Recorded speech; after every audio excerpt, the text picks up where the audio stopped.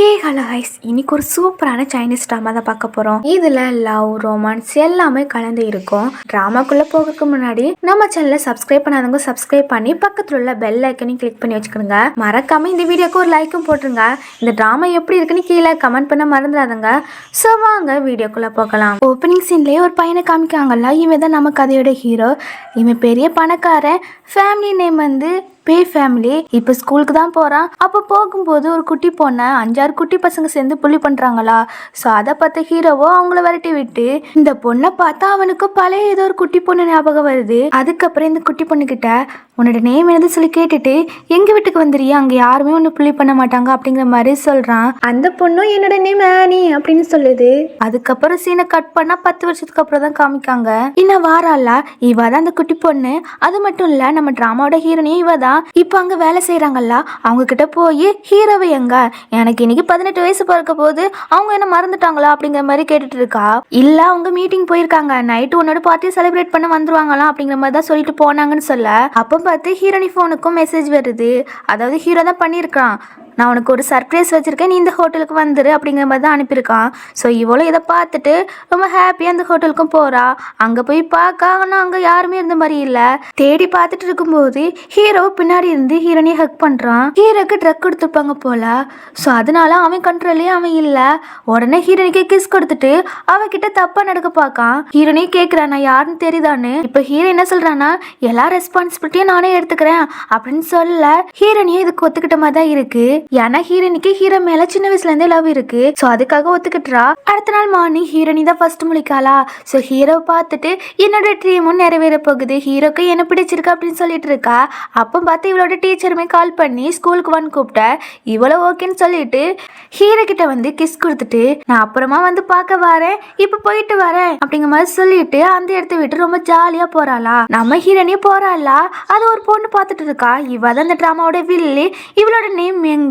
இவளும் ஒரு பெரிய பணக்கார பொண்ணு தான். ஸோ அந்த ஃபேமிலி நேம் வந்து மெங் ஃபேமிலி. இப்போ என்ன சொல்றானா, இதுதான் நமக்கு கிடைச்ச ஆப்பர்ச்சுனிட்டி அப்படி சொல்லிட்டு ஹீரோவை அவ ரூமுக்கு கூப்பிட்டு வந்து நைட்டு ஃபுல்லா இவ கூட தான் ஒன்னா இருந்தா அப்படிங்கிற மாதிரி செட் பண்ணி வைக்கிறா. அந்த நேரத்துல ஹீரோமே முழிக்கிறானா. இவ்வளவு ஓவர் ஆக்டிங் பண்ண ஆரம்பிச்சிட்டா. நேற்று நைட்டு உங்களை நான் சேவ் பண்ணியிருக்கேன், உங்களுக்கு யாரோ ட்ரக் கொடுத்துருக்காங்க அப்படின்னு சொல்லிட்டு அதுக்கப்புறம் ஒன்று சொல்கிறா. என்ன சொல்கிறான்னா, இவளோட ஃபேமிலி இருக்குல்ல, அவங்க அதுக்கு ஹீரோட ஃபேமிலி சின்ன வயசுலயே இவங்களுக்கு இவங்க தான் அப்படிங்கிற மாதிரி பேசி வச்சிருக்காங்க. ஸோ அதையுமே ஹீரோ கிட்ட சொல்ல ஹீரோவை பெருசாக இவளை கண்டுக்கல. ஹீரோக்கு ஹீரோனி தான் ரொம்ப பிடிக்கும். ஆனால் நேற்று நைட்டே யார் கூட இருந்தது கூட ஞாபகம் இல்லைல்ல. ஸோ அதனால இவ சொல்கிறது தான் உண்மை அப்படிங்கிற மாதிரி நினச்சிட்டு எல்லா ரெஸ்பான்சிபிலிட்டியும் நானே எடுத்துக்கிறேன்னு சொல்கிறான். நம்ம ஹீரோனி அதுக்கு இந்த மெங்கு எல்லாருமே ஒரே ஸ்கூலில் தான் படிக்காங்க, அதாவது ஹை ஸ்கூலு. நம்ம ஊரில் அதை காலேஜ்னு சொல்லுவோம், ஆனால் அவங்க ஹை ஸ்கூல்னு சொல்கிறாங்க, அவ்வளோதான் வித்தியாசம். நெக்ஸ்ட் நம்ம ஹீரோனியும் டீச்சர் எல்லாம் பார்த்துட்டு வந்துட்டா போல. வீட்டுக்கு ரொம்ப ஹாப்பியாக வாரா. அதுவும் கையில் ஒரு பேப்பரை கொண்டு வந்துட்டு ஹீரோ கிட்ட காமிக்கிறா. எனக்கு காம்படிஷன் கலந்துக்கொள்ள வாய்ப்பு கிடைச்சிருக்கு, அதுவும் எங்க மேம் என் மேல பெரிய ஹோப் வச்சிருக்காங்க அப்படின்னு சொல்லி ரொம்ப ஹாப்பியாக சொல்லிட்டு இருக்கா. ஹீரோவும் உடனே லாஸ்ட் நைட் எங்க போனா அப்படிங்கிற மாதிரி கேட்கா. ஹீரோனே தப்பா மனசுக்குள்ள நினைச்சுக்கிட்டா. இவர்கிட்ட சொல்லாம போனதால தான் கோவத்துல இருக்கா அப்படிங்கிற மாதிரி நினைச்சிட்டு நேத்து நைட்டு அப்படின்னு பேச வரும்போது இந்த வில்லிக்காரி இருக்கால அங்க வந்து நான் தான் ஹீரோட ஃபியான்ஸ்னு சொல்ல அவ்வளவுதான் ஹீரோனிக்கு இடியே விழுந்த மாதிரி ஆகிட்டு ஹீரோ கிட்டையும் கேக்குறா உண்மையாவான்னு. அவனுமே ஆமான்னு சொல்ல அதுக்கப்புறம் ஹீரோனியால ஒண்ணுமே பேச முடியல, அப்படியே நிக்கிறா. மெங்குக்கு ஆல்ரெடி தெரியும் ஹீரோனியே தத்தெடுத்து தான் வளர்க்குறாங்கன்னு. சோ அதையுமே ஹீரோனி கிட்ட கேட்டுட்டு என்ன பாரு, எங்க 2 பேருக்கும் மேரேஜ் ஆனாலுமே என்னோட சிஸ்டர் மாதிரியே உன்னை பாத்துக்கிடுவேன் அப்படின்னு ஹீரோனி கையை பிடிச்சு சொல்றாளா. ஹீரோனிக்கு கோவம் வருது. லைட்டா தான் தள்ளி விட்டுருப்பா. அதுக்குள்ள இவ்வளோ கீழே விழுந்து ஓவர் ஆக்டிங் போட ஆரம்பிச்சிட்டா. ஹீரோவை இதை பார்த்துட்டு ஹீரோனை திட்டிட்டு இப்படியே ஒருத்தவங்கள ட்ரீட் பண்ணுவாங்க அப்படின்னு கேட்டுட்டு சாரி ஃபர்ஸ்ட் கேளு அப்படிங்கிற மாதிரி சொல்றான். ஹீரோனையும் சொல்றான் நான் புஷ்லாம் பண்ணவே இல்லை அப்படின்னு சொல்லிட்டு மனசுக்குள்ளேயே நினைச்சுக்கிறா. நேற்று எனக்கு எல்லா ரெஸ்பான்சிபிலிட்டியும் எடுத்துக்கிறேன்னு சொன்னாங்க, இன்னைக்கு பார்த்தா இந்த பொண்ணை விழுந்து விழுந்து கவனிச்சிட்டு இருக்காங்க அப்படி நினைச்சுக்கிட்டு இவகிட்டயுமே சாரி கேட்டுட்டு அவளை எழுப்பி விடுறா. ஹீரோவும் அடுத்து ஹீரோனி கிட்ட எதுவுமே சொல்லல. மெங்கு கிட்ட மட்டும் நாம பார்ட்டிக்கு போக வேண்டியிருக்கு, ஏன் பின்னால வா அப்படிங்கிற மாதிரி சொல்லிட்டு போக இவளுமே பின்னாடி போயிடா. ஹீரோனி தான் ரொம்ப சோகமா நிக்கா. வெளியே 2 பேருமே நடந்து வராங்களா.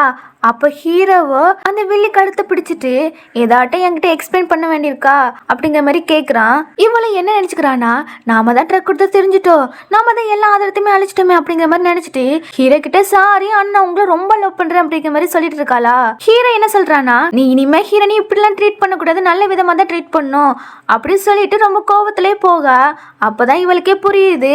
அதுக்கப்புறம் ஹீரோ போறதை பார்த்துட்டு நான் எவ்வளோ லவ் பண்றேன் என்ன பார்க்காம அந்த குட்டி பொண்ணை பார்த்துட்டே இருக்கீங்களே அப்படி மனசுக்குள்ள நினைச்சிட்டு ஹீரோனியும் ஒரு வழி பண்ணணும்னு தான் நினைக்கிறா. தென் நம்ம ஹீரோனியும் நைட்டு ரொம்ப சோகமா நடந்து வாரா.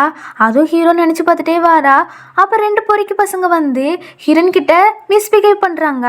அதுவும் அதை வீடியோலாம் எடுக்கிறானுவன். இந்த 2 பொறிக்கு பசங்க யார் வச்சாலும் தெரியுமா, வில்லிக்கறி தான். ஸோ அந்த டைம்ல ஹீரோனியோட சீனியர் வந்து அவங்கள அடிச்சு போட்டு ஹீரோனையை காப்பாத்தி அவங்களோட கோட்டையுமே கொடுத்துட்டு நீ ஓகேவா அப்படிங்கிற மாதிரி சொல்லிட்டு நான் உன்கிட்ட பல தடவை ப்ரொபோஸ் பண்ணிட்டேன், இன்னைக்காட்டும் என்னை ஏத்துக்கோ அப்படிங்கிற மாதிரி சொல்ல அவளோ எனக்கு ஆல்ரெடி ஒருத்தவங்களுக்கு பிடிச்சிருக்கு, சாரி நான் போயிட்டு வரேன் அப்படிங்கிற மாதிரி சொல்லிட்டு போக உடனே இவனும் பின்னாடி வந்து நீ ஒத்திலே இப்படி போனா சரிப்பட்டு வராது, நிறைய பொறிக்கு பசங்க வழியில நிற்பாங்க, ஸோ உன்னோட சீனியரா நான் உன்னோட வீட்டுக்கு கொண்டு விட வரேன் அப்படிங்கிற மாதிரி சொல்ல இவளும் ஓகேன்னு சொல்லிட்டா. அப்படி 2 பேருமே வராங்களா. ஹீரோவும் இவங்க 2 பேரும் வரதை பாக்குறான். ஆனா ஹீரோனி இப்படி ஒரு பையன் கூட வரதை பார்த்துட்டு ஹீரோக்கு ரொம்ப கோவம் வருது. உடனே ஹீரோனி கிட்டேயோ நேற்று நைட்டு எங்க போனான்னு தெரியல, இன்னைக்கு ஏதோ ஒரு பையன் கூட சுத்திட்டு வரா அப்படிங்கிற மாதிரி கேட்கா. அவளும் அங்க நடந்ததெல்லாம் சொல்றா. ஹீரோ நம்ப மாட்டுக்கிறான். ஹீரோவும் அந்த பையனை திட்டுறான். அப்படியே 2 பேருக்குமே ஒரு வாக்குவாதம் மாதிரி வருதா. ஸோ ஹீரோனி தான் எப்படியே தடுத்து சமாதானப்படுத்தி விடுறா. அதுக்கப்புறம் அந்த பையனுமே போயிடுறான். அந்த டைம்ல வில்லிக்காரியும் வந்து ஹீரோனி கிட்ட இன்னைக்கு வேலண்டைன்ஸ் டே, அதனால வீட்டுக்கு வரைக்கும் உன்னோட பாய் ஃப்ரெண்டு கூட்டு வந்திருக்கியா, இதனால உன்னோட பிரதர் தான் ரொம்ப ஹர்ட் ஆவாங்க அப்படிங்கிற மாதிரி சொல்ல அவளும் நடந்ததை சொல்ல வாரா. இவளும் ஹீரோனி பேச விட மாட்டுக்கா. உங்க பிரதர் நிக்கிறதால நீ சொல்ல ரொம்ப பயப்படுறியா அப்படிங்கிற மாதிரி கேக்குறா. ஹீரோக்கு ரொம்ப கோவம் வருது. அவளை தரன்னு இழுத்துட்டு பெட்ல தள்ளி விட்டு கழுத்தை பிடிச்சு நெரிக்கிறான். உனக்கு எவ்வளவு தைரியம், நான் இருக்கும் போதே இன்னொரு பையனை கூட்டு வந்திருக்கா வீட்டுக்கு அப்படின்னு ரொம்ப கோபத்துல கேக்குறானா. உடனே இவளுமே சொல்றா, ஒரு 2 பேரும் சேர்ந்து என்னோட சட்டையெல்லாம் கிழிச்சு என்கிட்ட மிஸ்பிஹேவ் பண்ண பார்த்தாங்க, சீனியர் தான் வந்து காப்பாத்தினாங்கன்னு சொல்ல அப்ப கூட அவளை நம்பவே மாட்டுக்கான். இவன் இப்படி கழுத்தை பிடிச்சு நடிச்சிட்டு இருக்கான்ல. அந்த டைம்ல கழுத்தை பாக்குறான். கழுத்துல ஒரு காய் இருக்குல்ல. சோ அதை பார்த்த பிறகு அப்போ ஹீரோனி சொன்னதெல்லாம் உண்மை அப்படிங்கிற மாதிரி நினைச்சுக்கிறான். உடனே ஹீரோனி எந்திரிச்சிட்டு நான் உங்ககிட்ட போய் சொல்வேனா, நான் சொல்றதெல்லாம் உண்மைதான் அப்படிங்கிற மாதிரி சொல்லிட்டு ஹீரோவை ஹக் பண்ணிட்டு நான் அப்போ என்ன நினச்சி தெரியுமா, உங்களை இனிமேல் பார்க்கவே முடியாதோ அப்படிங்கிற மாதிரி நினச்சேன் அப்படின்னு சொல்லிட்டு ரொம்ப ஃபீல் பண்ணிட்டு இருக்காளா ஹீரோனி. உடனே ஹீரோவோ உன்னை யார் பிள்ளை பண்ணாங்களோ அவங்கள நான் சும்மாவே விட மாட்டேன் அப்படின்னு சொல்ல அதுக்கப்புறம் ஹீரோனுமே கேட்குறா, நீங்கள் நிஜமாவே எங்கே கல்யாணம் பண்ண போறீங்களான்னு. அவனுமே ஆமான்னு சொல்லிட்டு இருக்கானா. அப்போ பார்த்து ஹீரோனி கழுத்தில் இன்னொரு மார்க்கையுமே பார்க்குறான். அதாவது நேற்று நைட்டு இவங்க ஒன்றா இருந்தாங்கல்ல. ஸோ அதுதான். உடனே ஹீரோனிக்கிட்டே ரொம்ப ரூடாக நடந்துக்கிறான். உனக்கு என்ன வயசாகுது, 18 வயசு தானே ஆகுது, அதுக்குள்ள ஒரு பையன் கூட இப்படி ஸ்பெண்ட் பண்ணியிருக்கா அப்படின்னு கேட்க ஹீரோனி என்ன நினைச்சிருப்பானா, ஹீரோக்கு நேற்று நடந்தது எல்லாமே ஞாபகம் இருக்குது அப்படிதான் நினைச்சிட்டு இருந்திருப்பா. ஆனா நம்ம ஹீரோக்கு தான் ஞாபகமே இல்லையே, அது நம்ம ஹீரோனிக்கு தெரியாதுல்ல.